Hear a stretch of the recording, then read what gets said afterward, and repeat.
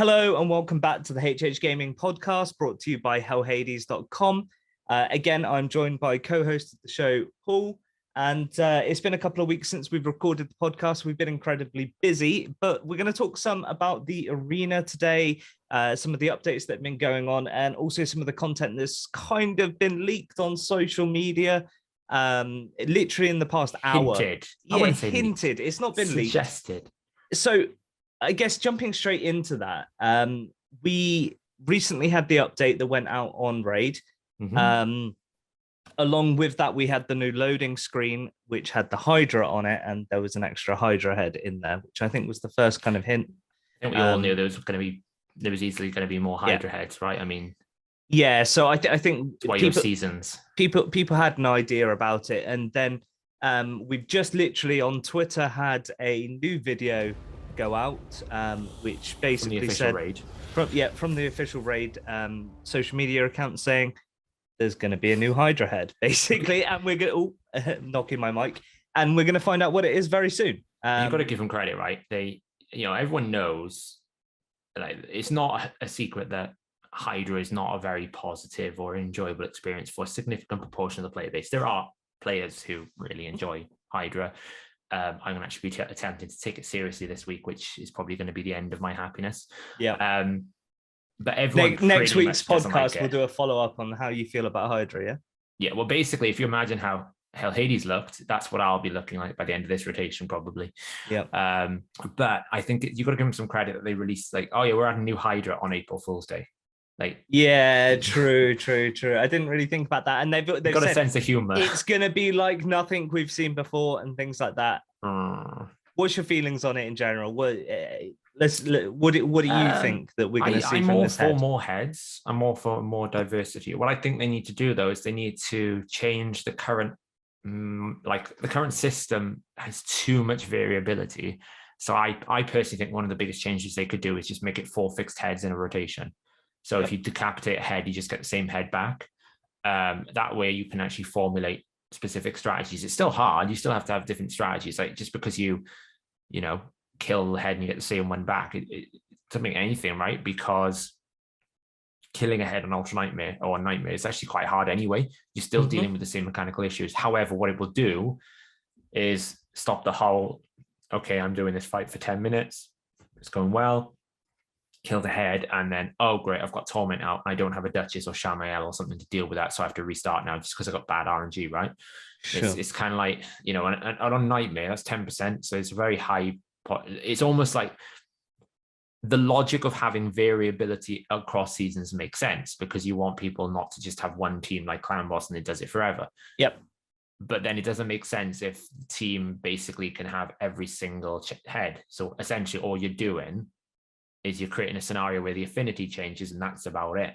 So, all you're changing is the starter. I just think if you had 4 heads, there's always a 4 heads, and then move it to like a weekly rotation rather than a monthly rotation, build in like 10 different rotations, you've got so much flexibility then. Add in more heads if you want. I think it makes the whole experience better. Yeah. Because the only bad RNG you can get is within your own control. Mm-hmm. In the sense that if you use the wrong skill at the wrong time, or if you happen to get 3% on a head, okay, that can happen. But ultimately, you're then creating a strategy and then applying that strategy. But that strategy will have to change throughout the seasons, where right now it's literally pray you don't get the Torment head, or pray you don't get the Suffering head, or pray you don't get, like, you're banking on the PvE, the opponent's RNG rather than your own RNG. Sat there ready to press the close and restart. Yeah, exactly. And function. It's not like Doom Tower, for example, where you can maybe do 5 of the floors at the really top bit and then come back tomorrow and do another 5 floor. Like, you're progressing all the time, even if it takes a while or you struggle with it, you're still progressing. Yeah. With Hydra, it's like you could spend 20 minutes on it and then press free regroup, and you've lost all that 20 minutes. It's pointless. So they have to, if they want to get people to enjoy it more, they have to give them more control over their own RNG. Yeah, but I can't see that happening. If I'm honest, I think, especially with the addition of a new head, it'd be quite a big change. I don't think that they're going to change the format of how it actually works. I think they're just going to throw in some crazy new ridiculous head, which is going to cause us massive issues. We're seeing what they always do. really, if you think about it. When 3v3 came out, we were all like, oh, we don't really like this. We found ways to basically get around not having to use it by basically just placing and then getting the weekly resets. Then they basically they halve the weekly resets and force you to fight the battles. And that's where you get all your value from. Then they introduced clan versus clan. Then they introduced various different things, and it kind of forced you into doing 3v3 because it was the best CVC points, or it had some good rewards at gold. And they're doing that now with the clan shop. You know, Hydra is the best source of clan gold. So they basically making the clan shop so valuable, it forces you into the game mode you don't really enjoy, rather than if you don't like it, we're going to make you like it, and you'll eventually start loving it. It's what they've done. 3v3 CVC, if you think about it, you know, people found ways to get around it. They adapted and tweaked it. Now people, you know, it is part of the ecosystem. You have to compete if you want to push arena, you want to push top end, you want to push different things. Then you get to the point where you almost sort of you're numb to it. You just know that is something that you have to deal with now on a weekly basis. We can still push back though. I think we can still keep pushing for some control over Hydra. We can tell ourselves we can push back, but let's face it, they're going to do what they want to do. And I think it's safe to say that, you know, they're dropping this information now. This is probably likely to be the big patch in April. So we've just we don't really know, do we? Well, we've just started a new rotation, haven't we? So I think if you think likely that in 4 weeks' time, that's when we're going to see this head. There was an illusion or an assumption that the Hydra development team was kind of not combined with the main development team, if that makes sense. So they had a specific team working on it. So there was the assumption that Hydra would be developed separately or independently to the official timeline. So we could be getting like a specific Hydra patch followed by the monthly patch. We don't really know how it's going to work yet. I just think, you know, we've got 4 weeks until the next reset. We're hearing news about it now. I think it's likely that will fall at we've about got the to have same a patch time, in the next week, basically. It's essential. And the reason why I say it's essential is if players have been completing all of Doom Tower hard secret rooms and normal secret rooms, in the next rotation, which started today, which in about 8 days, they will have collected the last remaining fragment they need for the last champion available from secret rooms. So if they don't release a new batch of champions, you're doing secret rooms for 1 silver key right now after 8 days, because that's the most fragments you can collect. I didn't really think about that, actually. Yeah. So we would expect, I mean, normally the patch goes out like a month after the last one. And when did we have the last patch? I can't really remember now. I think it was like 2 weeks ago. So I'd be expecting a patch highlights either next week with a patch the week after. But right now, if you think, but I mean, that may fall in line with it, and then they just that they'll announce the head during that patch, and then the head just won't come in until the next reset. Absolutely, that's what they normally do. If you think they did that with the clan shop changes, you know, they announced the changes, and then they said, you know, next reset, you'll see the skin, you'll see your Carl fragments. But as I said, the patch must be pretty close, whether it includes the Hydra or not. Like we've kind of run out of what's next kind of content now, so we don't really know what is next on the chopping block in terms of improvements. I guess the main thing is as well, you know, with all the things that are going on between Russia and Ukraine, I think a lot, because I think it's safe to say that a lot of the events that we've been having over the past few weeks or so have been in relation to their 3-year anniversary, which they've pushed. Which they've said they're pushed, but they're just basically dropping the events anyway, because things like the Krisk tournament, it's likely that was going to be a part of that event. I think everybody reasonable in the community kind of feels that way, and you know, fair play to Hellhades for sticking out there and doing it, because I mean, it was brutal. And then, you know, his video that he dropped today with the April Fools. I'll be honest, I did send a message to our little internal chat going, did you actually pull a Krisk? Or you just, so it was well edited, but it was really difficult to know whether he was joking or not. Yeah, the problem is, I think the sarcasm hasn't been met by quite a few people within the community. Reading through the comments, it's amazing. With this, no, that's British humor. Even I didn't get it, and I'm British. Well, I saw it probably 2 or 3 days ago when he sent it over to Joel, our editor, to have a look through. And we got it back last night, and I was like, dude, that's perfect. It was like actually perfect, because the thing is, there is no hint unless you sort of think about the fact that yes, it's April Fools. But yeah, maybe me busting his reveal on stream, depending when this podcast goes out, as to the fact that yes, it is an April Fools. If you fell for it, then great. We also had another April Fools post go out on the hellhades.com website as well, which I thought was great, which Never put together. Which it was actually very cool, because I was reading through it, and again, I knew that it was an April Fool's joke, but and actually some of them were things that I'd suggested to go in there, but I was reading through it, and then as you scroll right to the bottom, it said, if you haven't got the guessed already, this is an April Fool's. Happy April Fool's Day. I hate April Fool's Day. Yeah, it's great. I'm gullible. It's great. It takes me forever to figure out if it's actually true or not. I mean, the thing is, there was some things that he suggested in this post, and I was like, that would actually be pretty cool. Yeah, there's lots of things they can do to improve things. I think the one that I suggested, which was the first one mentioned in the post, was about mounts being added into the game. Was amazing. So adding a base 10%, 15%, and 20% speed to your character. Throwback to New World, isn't it? Yeah, that's all we ever heard about in New World in the first 2 weeks was give us our mounts. Are we going to get mounts? Which they still haven't added mounts. But we've had skins added to Raid. They're very expensive, but I mean, we have come to expect that with Raid anyway. See, I don't actually think that's a problem. I don't think it's a problem. Controversial topic. Well, it's not necessary. So it doesn't impact your gameplay at all. Yeah. If you don't want it, don't buy it. And if loads of people don't buy it, then they'll get cheaper. Like, that's just like pure logic. But the thing is, the particular skins that people are commenting on, the ones that they've seen, are just the money shop ones. That's not to say there aren't going to be ones for other places in the game. We already know that there's going to be one. Is it the guild shop that is going to be? You can get one in the clan shop. I wouldn't recommend you spend clan gold on it, because there are no things. But it gives you the option. So do that. If you're desperate to get a skin for your arbiter, get the one from the clan shop. If you want to spend the money, spend the money. People have to remember, Plarium are constantly assessing their price points and the price offerings and the packs and the way that they distribute and deliver the packs. There's a reason why you now see so many pack strings and not as many chained offers, or not as many daily offers. Like we used to always get like daily fragment offers.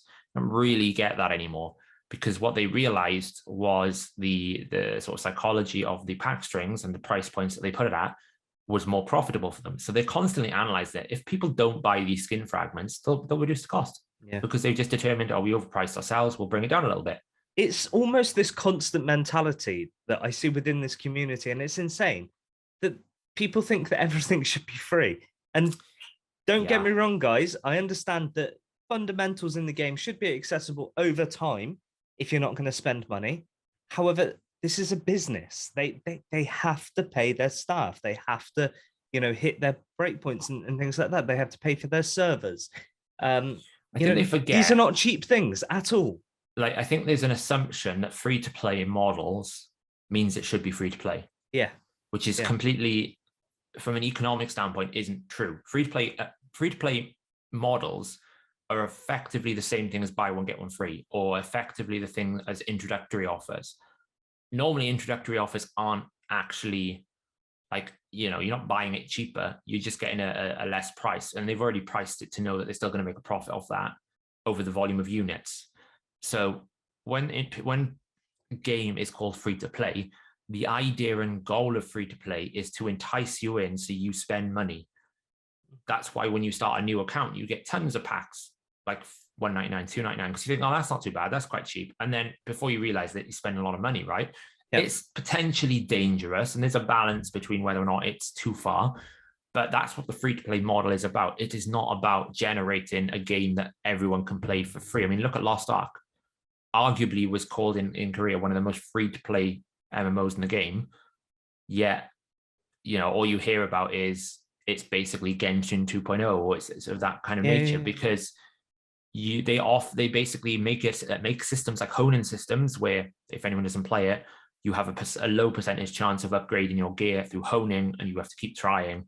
and those resources are finite. So therefore, the only way you can do it is by buying.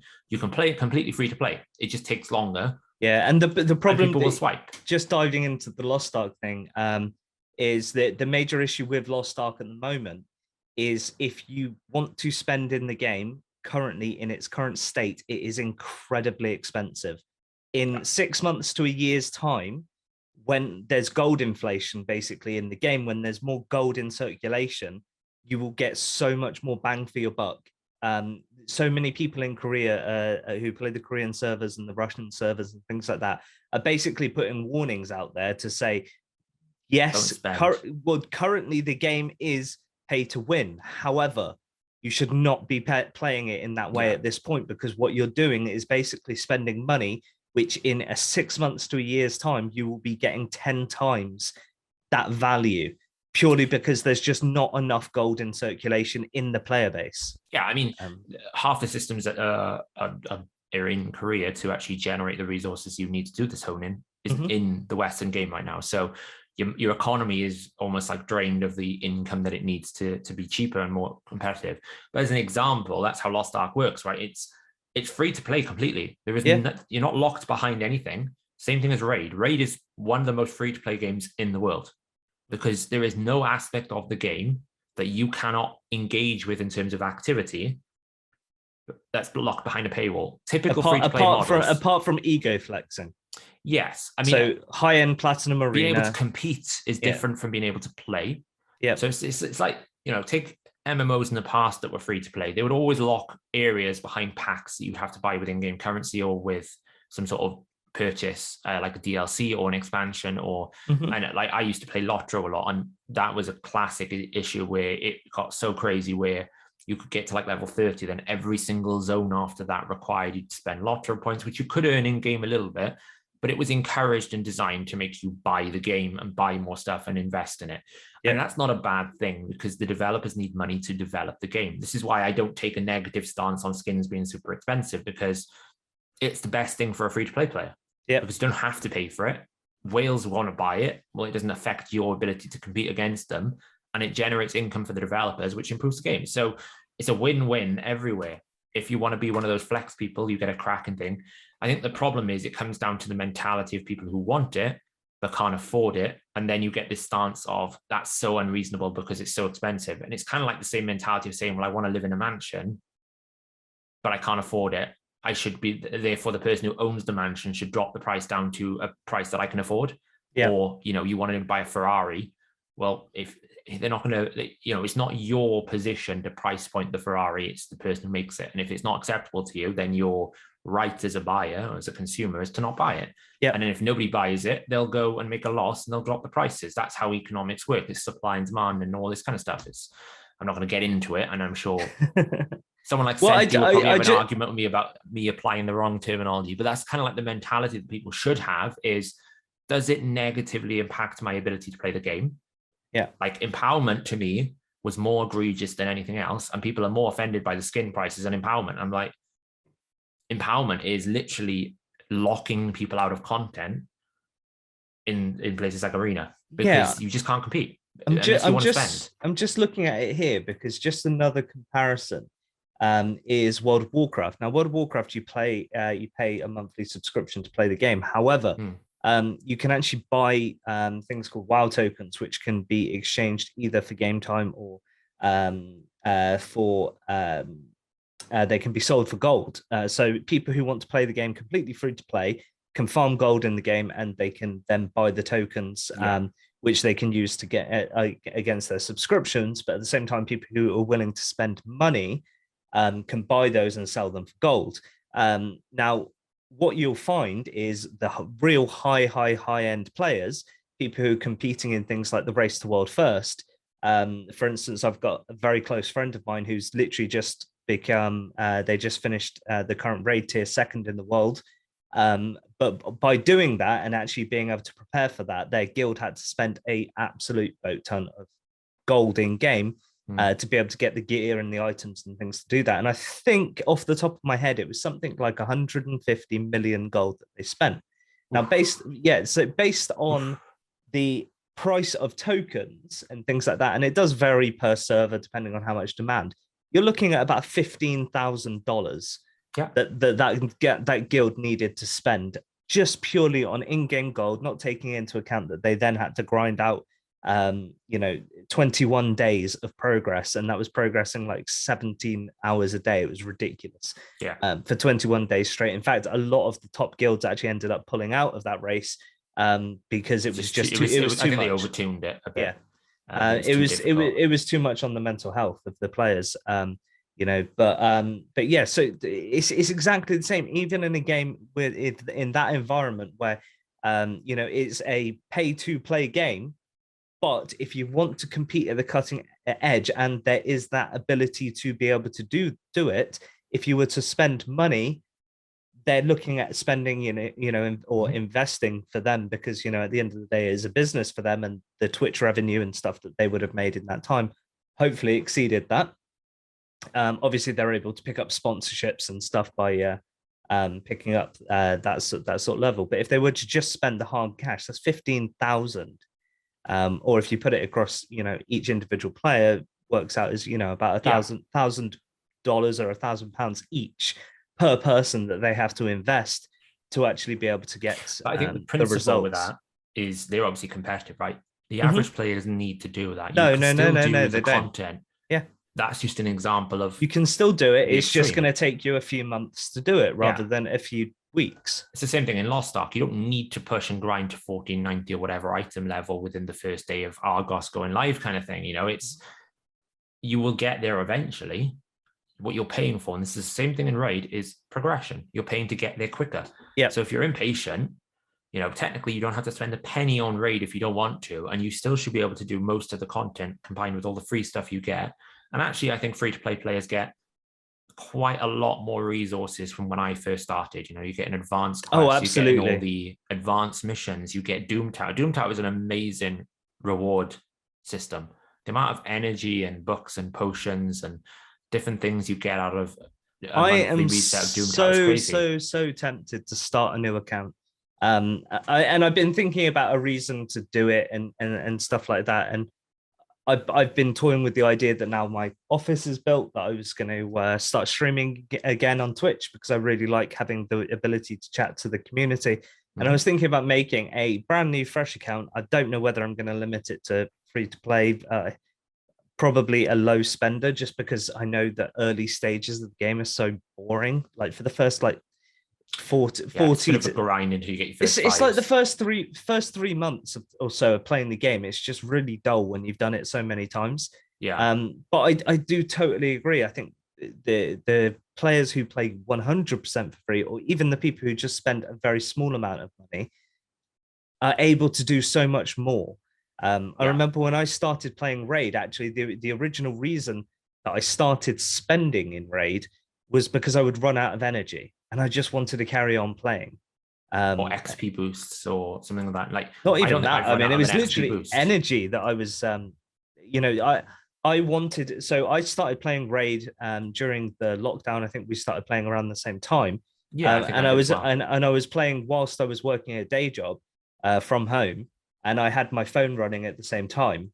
And I basically wanted to keep the game running, and to keep the game running for eight hours a day, you needed to buy energy but nowadays it's I don't have enough time to do what I need to do in the day. It's like, what do we do?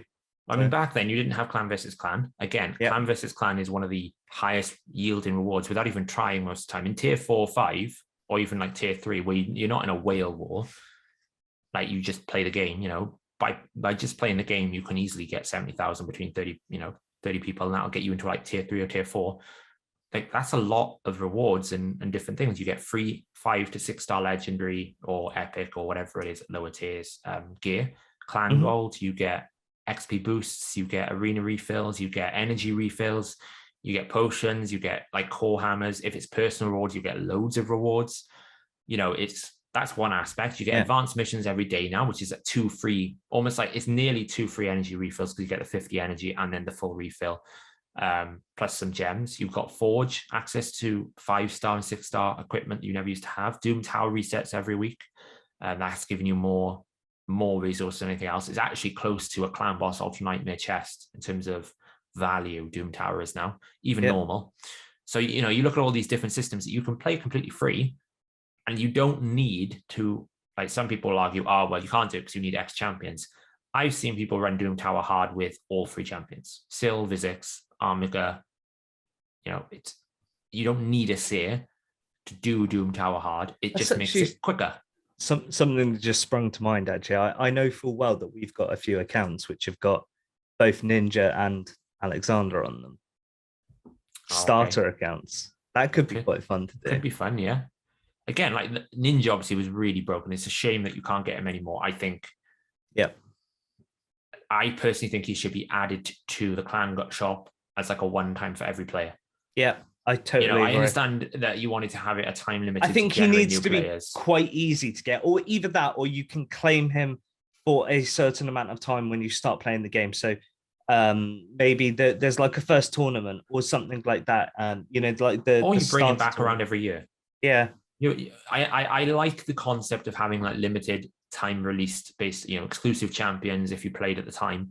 That's good to draw in new players. It's really good and on all those sorts of things. But I think it's unfair for a new player now to start and they're like, oh, well, I haven't got Ninja. Yeah, and the thing is, he is such a good starter champion as well. Typically, they have three types of champions. They'll have 3 champions, which can still be summoned but are not in sacred shards. You have one-time champions, which you get from achieving certain objectives, like Lydia, like Mithrala. You can't summon them at all, but they're one-time champions. And then you'll have like the typical summon as many times as you want. Ninja is like the only one that kind of, and Alexander, wrong type of name, that sit in this bracket of, if you weren't playing when they're around, you don't get them ever again. Yeah. And I think that's, from a completionist point of view, that's a very bad feeling to have because they want to get everything. So I think if you add him into a one-time model that you can only get him once, and put it into Clan Shop maybe, or put him into in the bazaar, or put him somewhere where you can eventually claim him on any account, I think that's worth doing. And you don't lose the exclusivity. You can have like a delay. So like, for example, maybe you have another event like this on another person. That's it. You can only get him in that period of time. And then in like 12 months or 6 months time, they add him back into the Clan Shop. Yeah. Or, so it still holds that level of exclusivity. I guess the main problem is that he was done as a promotional piece, and actually, they're now at the point where they're like, well, that asset is done, and yeah, but you see it in League. League did this once before, where you had like Victorious skins, right? And they had like a Victorious Riven skin, where you only got it from a certain event, or I think it was like one of the year-ending events, and then they made a decision to basically allow people to get it from other events, like at the end of the year shop, because people wanted them. As much as that offended some people in terms of, well, this is an exclusive thing that I got at that point, they didn't want to basically make it so that new players could never get it or never experience it. So what they did is they created a legacy option, and then they created a new option.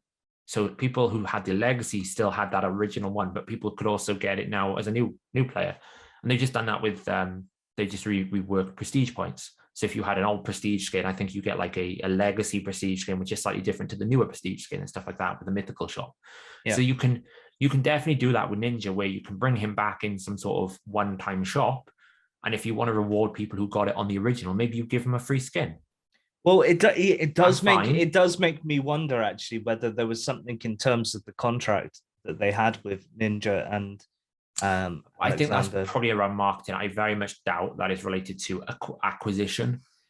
Yeah, but I think I think that would make sense from a. Well, it may do that they can only use his name for promotional purposes for a X amount of time. Yeah, but he's always in the game if I've got him. He is, but they obviously, if they were to add him back into the game, they would then be promoting it based on that. So. I suppose, you can always renegotiate, or maybe I'm not too sure. It could be, I think though, generally from the power perspective, they made him too strong for it not to be fair for other players to get him. Like, he's in so many totally agree clan boss teams. He's a Doom Tower boss killer. He's very, very, very strong.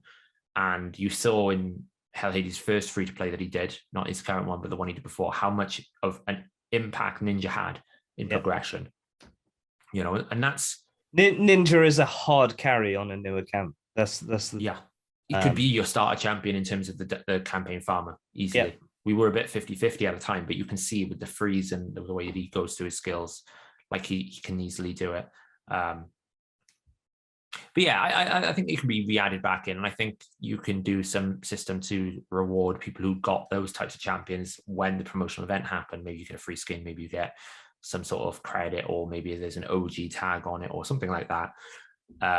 But definitely, I think if you're a collector game, you shouldn't have elements that you can no longer collect in a collector game, because that's just like, you can have it rare, but you should never be unavailable, because that's, it's like either you were there or you weren't.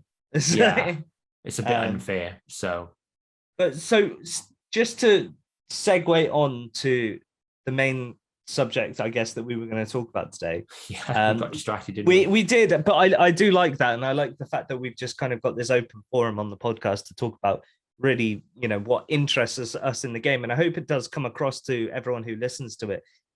We talk about these and we dive off on tangents, and this is what we do literally on a daily basis at HH Gaming, because we are so invested in the game. We are so interested in these things that go off and are going on in the game, so that we do tend to just kind of dive off and chat about things. But we're players also, so we kind of look at it not just from a business perspective in terms of like, how do we improve our website and how do we improve our products and offerings for people who are playing the game, and it's not just about that. We also look at it from, it'd be really cool if the game did this. Yeah, it'd be really cool if we could have this in the game. So we're looking at it 2 hours later, we're no further than we were in the meeting, and and we still haven't managed to afford to buy Plarium to do it ourselves. No, because we could do a lot of these fixes ourselves. We just need to speak nicely to Hellhades and Deadwood again, and get them to put in a good word in the marketing meetings and things like that. But I mean, if Plarium is looking for a game designer, product manager, or any of those nature, we can definitely assist in that role. Yeah, we have some cracking ideas, which I think many players would enjoy. Mm-hmm.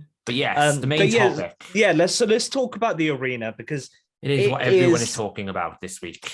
Well, I think the biggest problem is Plarium opened the year with, this is going to be the year of PvP. We're going to add 5 gold stages. We're going to stretch out the platinum player base. And I personally think this year of PvP is getting overused. Agreed. Because but the problem is they gave us very little else to work on. Yeah, but for the first point, we're only in April. So like, it's like one, for the first 4 months of the year. Well, if it's not about making it that or the entire year is going to be about PvP. It's about the fact that the development focus was improving the PvP experience and clan versus clan experience within the game over the next 12 months. So we have to caveat with, they've had 6 weeks of disruption. Yeah, that has affected all of their plans. So actually, when you're looking at it, you're basically judging them on 2 months of a 12-month time frame that they set. So I don't know if you can hear it. I've got a helicopter. It sounds like it's like right outside my window. They're coming for you. Yeah, they caught us finally. It's Plarium. They heard us talking about the PvP, and they're coming for us. So, but I do think that people need to understand that it's a progressive development cycle they're talking about in terms of the year of PvP. It's by the end of the year, PvP should be good. Yeah, not 2 months into a development cycle because they've lost 6 weeks. Why is PvP so bad? It's, the Gold 5 and Platinum, I think, was one initial quick solution that they could do, because there was too much of a divide between Platinum and Gold 4. Gold 4 was literally farm bots. Platinum was, I don't care, so I'm not going to try kind of mentality. So you had this kind of like 95% of people were just sitting in Gold 4 using blender teams and just chilling. And then you had 5% of players trying in Platinum. And there was this massive great divide. So by adding Gold 5, they were trying to basically, one, I suppose, make getting Arbiter easier was the logic. Don't know how that one worked. Well, and then Gold 5 was meant to be almost like a practice. I look at it as like a practice stage where you can practice against plat level teams, but then maybe not quite ready to push into plat. And then I have that progression path into plat. That's how I view the change. Now, I actually think what we're missing as the second part of this is the reward structures. We're not seeing right now incentives for people to continue playing Classic Arena if you are looking, unless you are looking to push Platinum. Sure. because more and more people are completing Great Hall. I mean, I'm very close. I only have, let's have a look. Like I have 2 level 6s and a level 8 and a level 9 to finish. And then my Great Hall is complete. After that point, what am I using great medals for? What do I get other than Magisteel from Classic Arena? My argument with this is that, yes, I hear that a lot of people are getting close, but it's very few and far between. I think don't. It's actually quite substantial. I really don't. I would love to see some statistics on it, but I think it's still less than 2%. I think what you've got to remember is people have been sitting in goal for farming bot teams for 6 months. So have I, and I'm nowhere near completing my Great Hall. If you have been like, I started the SIT game the same time as you. Mm-hmm. If you've been playing Arena, doing your daily resets and your free refill, then you'll start seeing the numbers. I think pretty much most of Plat will be there already. Yeah, but again, you're adhering to the top 1% of players. But you have to, right? This is the reason why I say this is important is Sandy did a post that Hellhades referenced about economics in terms of the arena. Mm-hmm. So every week there is almost like an economic reset. It's almost like if you think of how a government would do it, they're pulling money out of the system. They're resetting people back to the base of the rank that they were previously in. So if you're in Platinum, you go to Gold 5. If you're in Gold 5, you go to the basic Gold 5, Gold 4, basic Gold 4. Now, the problem is, what incentive does a Platinum player have to actually fight at this point in time? There isn't any, because they finished their Great Hall. So they're going to sit there with their unkillable defense teams because they are basically stronger than anyone else in Gold 4. They might decay slightly into Gold 4 and think, well, it's fine. I can just basically whale my way up in the last kind of 3 days to get into Plat again. And we're already seeing that Plat people aren't actually pushing that high anyway. And when you've got to think as well, when I'm talking about reward incentives, what other than ego, what do you get for finishing in Plat? Nothing.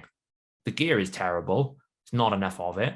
And the gems you get is pointless. Finishing in Gold 5, you still get 5-star gear and you get 70 gems. I sold all of it last week. So it is important that actually the 1% are catered for, because what you end up happening is those 1% players are sitting in Gold 4 with their massive defenses. People who would normally be in Gold 4 who are not pushing Platinum, who are still trying to grind Great Hall, are finding that their points distributions are so vast because everyone is sitting in that little group. They can't fight the bigger teams. So therefore, they're now losing points each battle. So they're decaying down. And then you get this economic deflation of I do see that dropping down the ranks, which means then they can't complete their Great Hall because they're not getting as many gold medals. And that's, I think, the problem. But if you just ignore that. I think the problem is not completing the Great Hall. I think the problem is doing things like getting Arbiter. I actually don't think that's that important either. Well, you won't, because you've got her. That's the thing. Honestly, if you want to compete in Gold 5, Gold 4, forget where having Arbiter is not important. Forget how important she is. It's people's mentality around her. She is effectively a completion of, I'm getting towards the end of the game. I've done this. And I think Arbiter, although these days she's not as essential as, as she used to be, you don't need Arbiter to get Arbiter and things like that. She's not game breaking in anywhere really, apart from competing in the arena. She's game breaking in faction wars because High Elves become true, but true. Yes. But it's more of the stature of getting her. Yes. Than actually so I think having her and using her. I think I said this a year ago. Fundamentally speaking, having milestone-based objectives in missions is a bad idea when it comes to competitive Completely agree. PvP. Completely agree. It should be activity-driven. So it should be driven based on something like, fight X number of times in gold. Mm-hmm. Or it should be fight X number of times in arena. So it should be focusing your attention towards the area of game you should be spending time in, but you shouldn't be in this kind of like hard capped situations. It's the same thing with bizarre rewards. Why have you capped all the good rewards to being in gold? I've nothing to spend my gold bars on in bronze. So therefore, I don't want to engage with it. I think Arbiter should require you to complete, I don't know, maybe all the dungeons and get to gold. Well, you have to do that. Get to gold, anyway. Not Gold 4, just gold arena. I think we're current. I think it has like a couple of gold 1 and gold 2. I don't think those should be there. I think you convert them to fight 250 times in arena, fight 500 times in arena, and fight 1,000 times in arena, or something like that. It shouldn't be easy, but it should be accessible, and it should be based on sort of like Like the missions are designed to focus your areas of Or attention. or Polarium just put in the fix, which I've been talking about for 2 years now. And I kid you not, I've literally been suggesting this since I think one of the first podcasts that I went on with the Saffron Man, which is at the beginning of every reset, you have to put in your defense again. Simple as that. I don't think that's the solution. But it would be, because if you want to appear in the arena, you have to set your defense. If you don't put your defense in, then you're not there. It only helps for inactive accounts, and they've already got a solution for that. Yeah, but if you're saying people who don't have any incentive to play arena anymore, well, they just put the defense back in. That's what I'm saying. Yeah, just put it in but why? But why? So that they don't decay, because they still want their 20%. What I'm saying is they're not. So in a points-based economy, you need people putting points in. The problem is right now, people are taking points out because they're trying to fight people who are lower ranked than them. In the arena ranking, and Hellhades covered this in his video, it used to be that the sort of first 4 results were easier because they were lower ranked teams, and you would be like, if you lose it, you lose 12 points. If you win it, you gain 8. And then the end of your sort of list would be around about 12. And so if you lost it, you'd only lose 8. If you won it, you gain 12, right? So your point gaining on average across 10 battles would probably be gain, not loss. Well, now the first 4 teams are like +3. So if you lose that, you lose 17 points. And then the harder teams, which are your whale teams, I've seen that myself, actually. Yeah. So what I'm saying is, in terms of like an economic point of view, the big people are not actually fighting each other to gain points so that they get taken out of that pool. When you lose, then you have to win the next like 4 to actually make up those points that you've lost. If you think each tier has a pot of money, right now nothing is happening with that pot of money except money's been taken out. Yeah. Because nobody's fighting enough, or nobody is getting the right type of battles, and people are not paying attention because it's not very obvious in the game.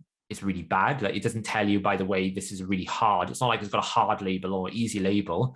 Nobody sees that +3 until after the fight. And then they go, oh, I've lost loads of points. Why is that? So it's kind of like, you've got this pot of money that isn't growing. It's not being redistributed to the correct wealth tiers. It's kind of going, well, you've got loads of almost like impossible to kill defenses in Gold 4 now, which means that all that's happening is people are losing points. And then that drops into a lower tier and drops in. Eventually, you'll find that the economy kind of balances around silver, baby, where you have all the population, instead of them sitting in Gold 4, now sitting in Gold 1. Could happen. But what you might have but then you've still got an arbiter mission, which makes you go to Gold 4. And it's just what it will be, you won't be able to. No, exactly. That's unless you spend a lot of money, because you will need to, like, I fought a battle earlier with a +4 Ray. She beat me with a Ray 1. Like, you can't compete with these, like, it was protected with a Necra, who was a +2. She was a +4 A1. These teams are very strong. You can definitely counter these teams. I actually think right now the competitive scene is the best it's ever been from a competitive aspect, because if you're fighting teams in your tier of difficulty and you have enough of the meta, you don't need all of the meta, you need some of the meta to be able to fight. You actually can move and counter move to try and find solutions to the teams that people put up in defenses. It's actually quite fun and engaging. The problem is, I think that there is a written narrative that the way you win arenas, you run Arbiter into a Madame Cirrus and a Nuka. And that kind of mentality needs to, like, that meta is gone. It has been since Reaction came out. And it's getting worse with Stone Skin and Isuga. And people, this narrative that people have of, well, my Arb used to sit in Gold 4 and I can't do it anymore. The game's broken. It's like, well, you've got to remember, the meta's changed. It's not even the meta. Empowerment injected 25 speed to support champions. If they've finished their faction guardians, they +4 those champions. That's 25 extra speed that you can't just get through farming dungeons. The only way you get them is to get those faction guardians and duplicates. It's also +85 accuracy. If I get +85 accuracy on, normally the target you need is around about 500 accuracy. Well, I can spend that stat resource on more speed, or that stat resource on more damage. If a +4 nuke is in, they get 10% crit rate and the speed and the crit damage and 50% of the attack if they've got the faction guardian. These boosts have artificially inflated the top end of arena, and the top end of arena has no incentive to fight other than plat reset. Do you feel that and this is going to be mega controversial to say, so I do apologize for any of our listeners who end up hating me for saying this. But do you feel like newer or less progressed players have become too spoiled for how easy content is to get through? Because No, I feel yes like and no. I feel like a lot of these arguments, things like, for instance, I can't get into Gold 4 without Arbiter, I can't get into Ultra Nightmare Clan Boss. Actually, in reality, if you put in the hard work, and by hard work, I don't mean getting your credit card out.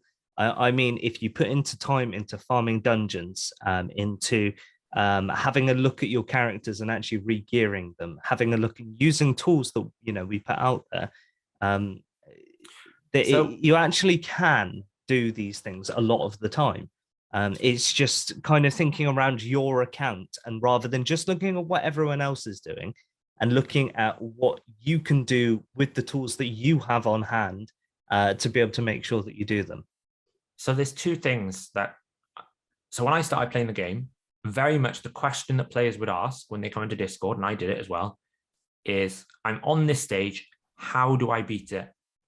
Yeah. It's now become not how, and it's not what, it's why can't I beat it? Mm-hmm. And that's an important mentality shift, because what you end up happening then is players are coming in frustrated. Fine, okay, I understand that. But instead of having that natural thought process of going, how do I get past the stage of what I've got? They go in, well, why can't I do it? I should just be able to do it, can't I? I mean, everyone else can do it. It should be easy. And then that creates this narrative of like a bias that I can't do something because I don't have X. And people are too narrow on champions and don't look at the sort of archetypal role. So, for example, in Clan Boss, someone might go, well, I don't have a Demytho and I don't have a Man-Eater, so therefore I can't do Ultra Nightmare. It's like, well, actually, it's quite easy to do a 3-kill Ultra Nightmare if you have the right archetypes. Now, you can get super unlucky and not get an ally protector or don't get a single target at decreased attack, and that's going to take you a bit longer to get there. But generally speaking, if you've got an ally protection with decreased defense and weaken, with decreased attack, and maybe a buff extender and some survivability, you can probably 4-key Ultra Nightmare at the worst. And yes, you have to make sure you manage your keys, but 4-key Ultra Nightmare is massive for an account to get resources. So if you spend the time to get that first, it sets you up then for getting the fusions, because you get shards now that you didn't used to get, or climbing in Doom Tower hard because you get access to those shards that gives you a champion you didn't get, or you get more books, or you get more. It's kind of like that's the mentality that we're seeing a lot. I spoke to a couple of people over the last couple of weeks where they were like, oh, I've got a Demytho, but I can't get speeds. And I looked at their account and I can literally eyeball speeds to do it. And they'll go, oh, well, I've got him on this champion. I was like, well, what do you use that champion for? Yeah. Raid is very good at distracting your focus. You spend your time building one champion and you build another champion. And before you realize that you've got 5 semi-built decent champions, but none of them actually fill a role for you. So I think, you're kind of on the right track that players, I don't necessarily think it's spoiled, but they've got this mentality, newer players or players coming into the scene, or even maybe some existing players that are new players that are moving up through the path of progression, are seeing people at the end game and going, well, this only works because I haven't got a seer. Yeah. It's like, well, if you haven't got a seer, you can adapt. Okay, can you do it in 1 minute? No. That's just unfortunate. That's the power of champions. Can I fight every single arena team because I don't have Kaimar, I don't have Siphi, I don't have Rotus, I don't have Necret, I don't have Hegemon, I don't have Leorius, I don't have all the meta, but I'm still able to compete in arena because I do have some of them, and I'm using those champions.